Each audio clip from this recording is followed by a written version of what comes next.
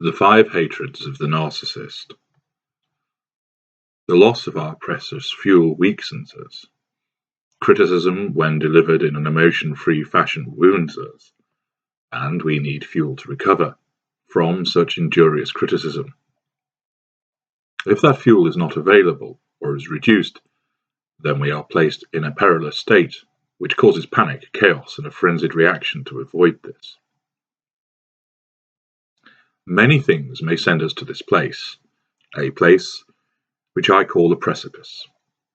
Here are 5 things we hate, as they will start the slide towards the precipice. 1. Not being invited. Our massive sense of entitlement means that we should always be invited to events.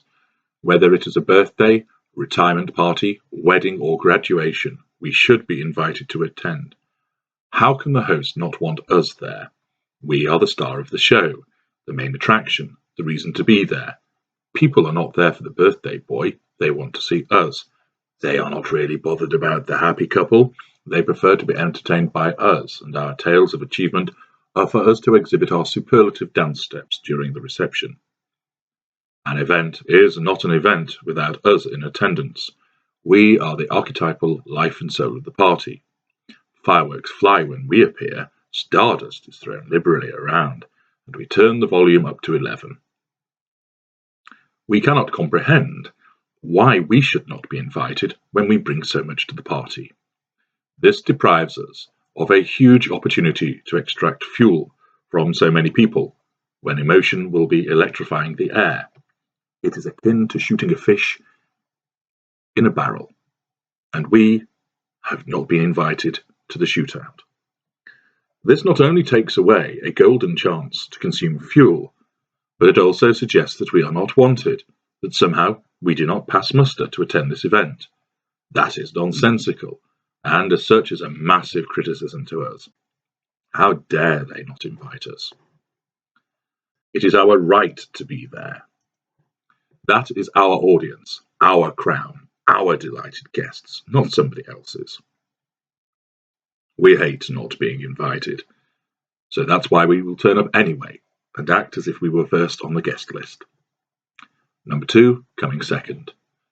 We are born winners, pioneers, leaders and champions. Number 1 is all that matters. That is where the adoration is directed. That is why the winner's podium is higher than the other 2. That is why the winner gets the jackpot, the applause, the admiration and the plaudits. They all belong to us. We are destined to win, and being the champion is our rightful place. Nobody wants silver. Who wants to be the runner-up? That means failure. That means somebody else has bettered you. That means someone else is going to get all the attention. Second is pointless. Second is redundant. I don't want commiseration and empty praise for having come so close. I want to win. If I am second, then I am regarded as inferior, not of the elevated state I know I am, but that I need others to accept and reinforce. Coming second encapsulates all that is associated with the outcome, which makes you who you are, and is not something that should ever be rightfully associated with me. I hate to come second. I want to win. At everything and all the time. From being first in the queue, first to be served, the biggest biller, the biggest seller, the one with the best car, the one people always greet first, the one who wins the argument.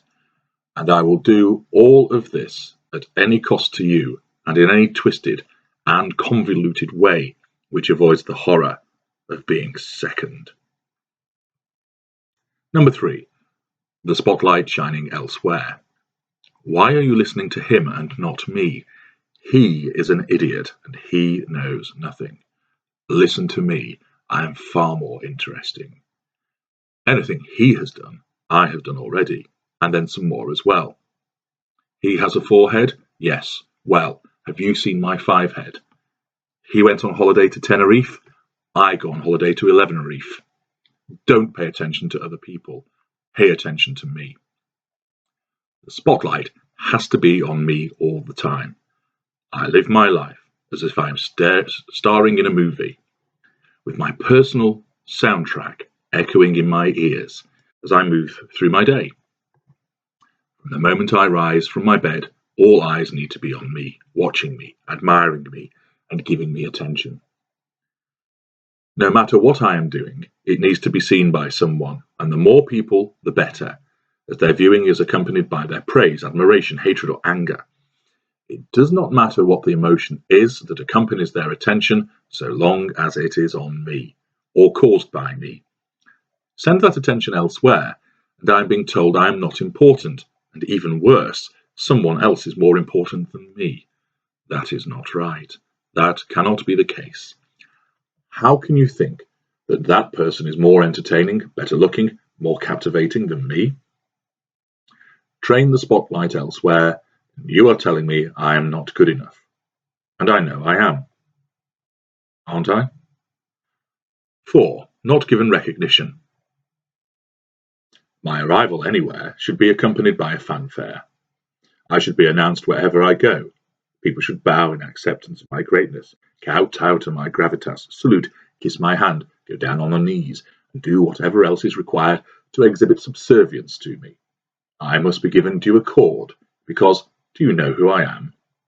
I must always be mentioned in dispatches. I must always be referred to during a meeting. I must be pointed out, identified, and highlighted in keeping with my superior status. I cannot stand it when I am not given my right to be recognized.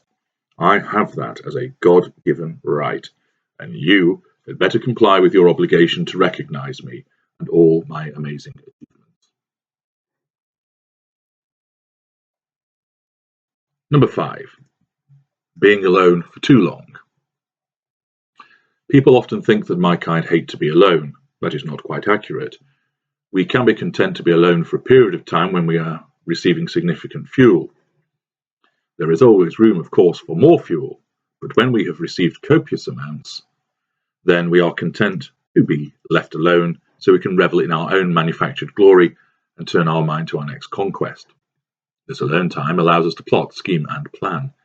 When I mean alone, I mean away from people physically, but also not in contact with them through technology. Complete isolation.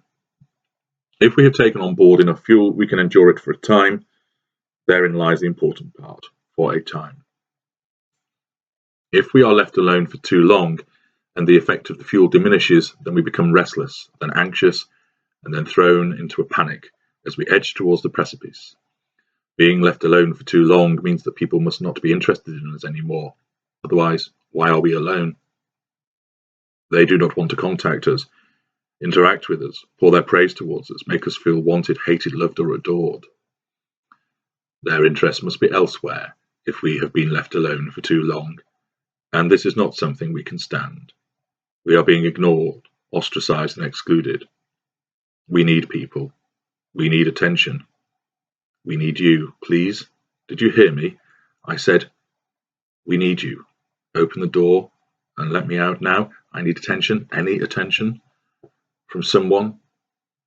It does not matter who. Just don't leave me alone for too long.